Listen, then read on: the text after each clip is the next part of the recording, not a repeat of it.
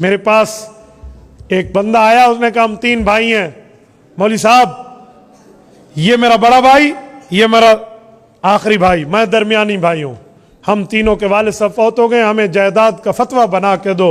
जज ने कहा है मुफ्ती से फतवा लेकर आओ, जायदाद तुम्हारे नाम पे अलॉट कर दूंगा।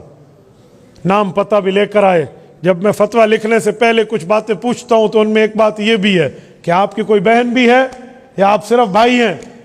तो उन्होंने कहा जी हमारी बहनें हैं, लेकिन उनके हक अब्बू दे गया था।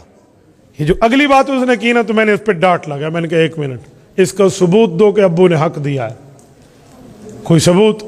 हालांकि जिंदगी में बाप जितना दे जितना दे जितना दे वो मीरास नहीं बनती। करोड़ रुपए भी दे देना और उसकी मीरास 50,000 हो तो करोड़ रुपए देने से 50,000 का मामला खत्म नहीं होता, ये फिर भी देंगे, क्योंकि मीरास तो मौत के बाद है।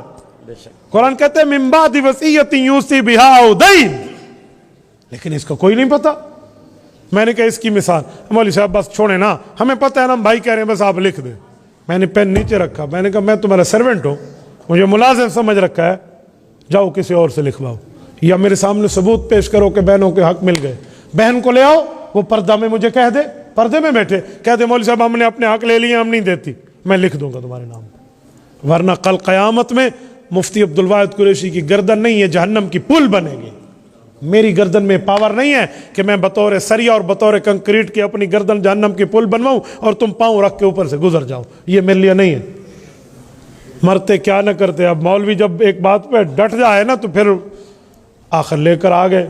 उनकी भी 3 बहनें थी, बहनों को लेकर आए, उनकी बहनें बैठी। मैंने पूछा मेरी बहन अल्लाह आपको खुश रखे, आप इसी शख्स की बेटी हैं जिसका ये नाम है, फौत हुई? जी हाँ। मैंने कहा आपको जायदाद में हिस्सा मिल चुका है? उन्होंने कहा जी कोई नहीं। आपने लेना है? हाँ जी लेना है। अब तो भाइयों के चेहरे उतर गए। भाई मुझे कहते हैं मुफ्ती साहब इनको हमारे बहनोइयों ने सिखाया है, वो जो हमारे बहनोई है ना वो इनको सिखाते रहते अपना हिस्सा लो हिस्सा लो। ये बेचारी लेती नहीं थी लेकिन ये हिस्सा लेना चाह रही है। मैंने कहा आपके बहनोई का तो फिर आप पर बड़ा एहसान है कि तुम्हें जहन्नम के अजाब से बचा रहा है, इसीलिए अपनी बीवियों को समझा रहा है। अब तो उनके उल्टे पाँव चले गए। यार एक बात मैं तुम्हें करता हूँ, भाई शहबाज बैठे हैं, इनको मैं कहूँ भाई नमाज तो पढ़ लो, नमाज का टाइम रहता है। इन्होंने कहा जी उस्ताद जी शुक्रिया जज़ाकल्लाह, नमाज पढ़ ली। तो मैंने इस पर एहसान किया, इसके साथ भलाई की या इसके साथ बुराई की है? तो भाई अगर बहनोई बीवी को कह रहा है कि अपना हिस्सा ले ले, तुम खा रहे हो, उसने तेरे साथ अच्छाई की है कि तुम जहन्नम न जाओ। तस्वीर का दूसरा रुख भी तो होता है ना, फिर तीसरा चौथा रुख भी होता है, अभी दूसरा रुख बता रहा हूं। तो अब तो मामला डमाडोल हुआ ना। तो वो कहने लगा मुफ्ती साहब एक बात हम कहें? मैंने कहा जी कहो। कहते इनकी शादी पे अब्बू ने 3-3 लाख का जहेज इनको दिया था। पुरानी शादी हुई थी, उस जमाने में 3 लाख बड़ी बात होती थी। 3-3 लाख का जहेज दिया था। तो मैंने बहनों से कहा लिया? तो उन्होंने कहा जी दिया था। मैं समझ गया, उनमें एक बहन आलमा भी थी, उसने एक लफ्ज़ बोला मैं समझ गया। उन्होंने कहा मुफ्ती साहब जहेज मिरास में कन्वर्ट हो सकता है? मुझे समझ आ गया कि वो मौलवियानी गलती ठीक की थी है ना। तो मैंने उनके भाई को कहा कि आप भी शादीशुदा हैं? जी हाँ। मैंने कहा आपके अब्बू ने कोई आप पे भी खर्चा किया था? तो बहनें बोल उठी, उन्होंने कहा जी हाँ अब्बू ने सबसे ज्यादा खर्चा इन भाइयों की शादी पे किया था, इन पर तो 5-5 लाख लगे, हम पे तो 3-3 लगे। मैंने कहा बहन भाइयों दोनों मेरी बात सुनो, अब्बू तुम्हारे ऊपर भी खर्चा कर गए, इन पर भी खर्चा कर गए। अगर खर्चा करने से मीरास जाती है तो तुम दोनों के हिस्से गए, ये मीरास मदरसे में जमा करा दो, मौलवियों को दे दो। अब तो समझ आ गई ना। तो मैंने कहा भाई हक दोनों का बनता है, मैं फतवा दोनों को लिखूंगा, अकेला नहीं लिखता। तो मेरे दोस्तों आज ये हाल है। हदीस पाक है सही बुखारी में, अल्लाह के रसूल ने फरमाया मन अखज़ा शिबरम मिनल अर्ज़ बिगैर हक्किन युतव्विकुल्लाहु यौमल क़यामत सबअ अर्ज़ीन। कहे लोगों अगर तुमने एक बालिश्त जमीन, एक बालिश्त को पंजाबी में क्या कहते हैं? गिठ, ठीक है। ये एक गिठ जमीन जो 9 इंच बनता है, ये 1 फुट भी नहीं बनता, मेरे ख्याल में 9 इंच ही बनता है, 3-3 अगर मिला लें तो। इन 9 इंच जमीन तुमने किसी की हथिया ली, तुम्हारा हक नहीं बनता था और तुमने दबा ली ये जमीन, तो अल्लाह 7 जमीनों को तौक बनाकर कयामत में गले में डाल देगा।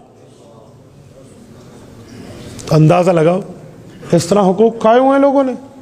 तो भाई इसलिए अल्लाह के लिए अगर किसी ने हक देना है तो आज से देना शुरू कर दे। कल क़यामत में ये नेकी देना बहुत महंगा होगा। आज दे लो, आज बहुत सस्ती है, आज दे लो, कुछ नहीं होता। और कुछ वो हैं जो बहन हिस्सा मांग ले, अल्लाह माफ, अल्लाह माफ, ये हाल होता है, मर्जी उसके साथ खत्म कर देते। इतनी हिस्सा मांग दी है तो भाई उसको अल्लाह रसूल ने हक दिया, वो नहीं मांगेगी। कभी तूने हक छोड़ा है बहन के हक में? ना भाइयों पर ठप्पा लगा हुआ है, भाई ये हिस्सा लेंगे बहनों का खा जाएंगे, ये कहां है? और ऐसा ऐसा जुल्म कि उसके साथ मामलात खत्म हो गए। आप बहुत ज्यादती कर रहे हैं अगर यही बात है तो। दोनों के हक हैं, दोनों एक माँ बाप की औलाद हैं, आपको देना होगा। और ये नहीं है कि भाई, अच्छा फिर एक मसला और है, पता है वो क्या है? वालिद फौत हो गया, बड़ा भाई कारोबार कर रहा था, अब्बू के बनाए हुए कारोबार में वो चला रहा था, लाखों करोड़ों में कारोबार पहुंच गया। अब क्या कहेंगे? जब अब्बू फौत हुआ था ना तो उस वक्त 10 लाख का अमाउंट था, आज तो 2 करोड़ है, लिहाजा उस 10 लाख में जो बहनों का हिस्सा बनता है दे दो। अरे खुदा के बंदे, अगर एक फर्क तूने कर लिया होता तो ये बात ठीक थी, वो फर्क तुमने नहीं किया। वो फर्क क्या था? जब अब्बू फौत हुआ फौरन हिस्से मुमताज कर देते, तेरा इतना हिस्सा, तेरा इतना, तेरा इतना, तेरा इतना। उसके बावजूद, उसके बाद अगर कोई अपना हिस्सा तुम्हारे साथ कारोबार में रखता तो तुम्हारा पार्टनर होता, न रखता तो ले लेता। अब जब सबके मुश्तरका हिस्से रहे, तुमने अलहदा अलहदा नहीं किए, उनको हिस्से नहीं दिए, और वो 10 लाख का कारोबार आज 2 करोड़ का हो गया है, तो बहन भाई सारे, जिसने मेहनत की या जो घर बैठा रहा, सारे इस 2 करोड़ में शरीक हैं। ये नहीं कह सकते तुम कि मैं मेहनत कर रहा था और वो घर बैठा था। पहले दिन तो उसको तकसीम कर लेता ना, तूने क्यों नहीं किया? उस वक्त इतनी मोहब्बत होती है कि अभी तो हमारे बाप की कब्र की मिट्टी खुश्क नहीं